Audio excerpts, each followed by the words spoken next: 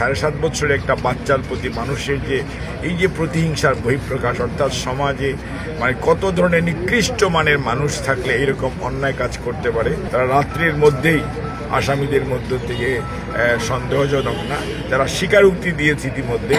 যে তারা এটার সাথে সম্পৃক্ত, তাদেরকে আইনের আওতায় এনে দ্রুত শাস্তির ব্যবস্থা করবে এবং এই ধরনের কর্মকাণ্ড থেকে যাতে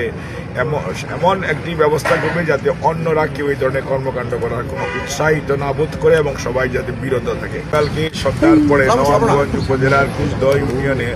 একটা অত্যন্ত মর্মান্তিক ঘটনা ঘটেছে। 7.5 বছরের একটি ছেলেকে কে বা কারা ইফতারের পরে আপনার শারীরিকভাবে নির্যাতন মিন্স হচ্ছে বিভিন্নভাবে কাঠ ইঞ্জুরি এবং আপনার জখম করে এবং ছেলেটিকে ফুট্টাগেদের মধ্যে পাওয়া যায় এবং তারপরে তার গার্জিয়ানরা তাকে দ্রুত ফুলবাড়ি হসপিটালে নিয়ে আসে এবং সেটা নিয়ে আসার পর সে ওখানে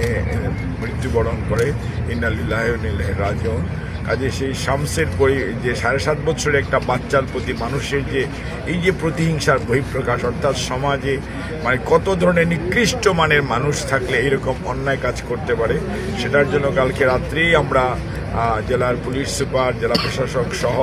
এবং সার্কেলের এসপি ওসি সবাইকে স্থানীয় প্রশাসনকে নির্দেশ দেওয়ার পরিপ্রেক্ষিতে আলহামদুলিল্লাহ তারা রাত্রির মধ্যেই আসামিদের মধ্য থেকে সন্দেহজনক না, যারা স্বীকারোক্তি দিয়েছে ইতিমধ্যে যে তারা এটার সাথে সম্পৃক্ত এবং এটার জন্য আমি খুবই দুঃখ প্রকাশ করছি যে সেই পরিবারের প্রতি এবং সহমর্মিতা জানাচ্ছি। অন দি আদার হ্যান্ড আমি পুলিশ প্রশাসন সহ সকল সিভিল প্রশাসনকে আমি ধন্যবাদ জানাই যে তারা আরও কোন কারণে কিসের জন্য এরকম একটি মানে নিকৃষ্টতম হত্যাকাণ্ড হলো সেটা খুঁজে বের আওতায় এনে দ্রুত শাস্তির ব্যবস্থা করবে এবং এই ধরনের কর্মকাণ্ড থেকে যাতে এমন একটি ব্যবস্থা করবে যাতে অন্যরা কেউ এই ধরনের কর্মকাণ্ড করার কোনো উৎসাহিত না বোধ করে এবং সবাই যাতে বিরত থাকে এবং আইন শৃঙ্খলা পরিস্থিতি যাতে এই মাহে রমজান শুধু নয় সব সময় উন্নত থাকে। কেবলমাত্র আপনার জমি গাড়া শুরু হয়েছে এবং জমি লাগানোর কাজ আমি নিজেও দেখে এসেছি। গতকালকে আমি নবাবগঞ্জের বিভিন্ন অঞ্চল ঘুরে দেখেছি, নবাবগঞ্জ এবং হাকিমপুরের আমার যে আপনার সারের কথা ওখানেও আমি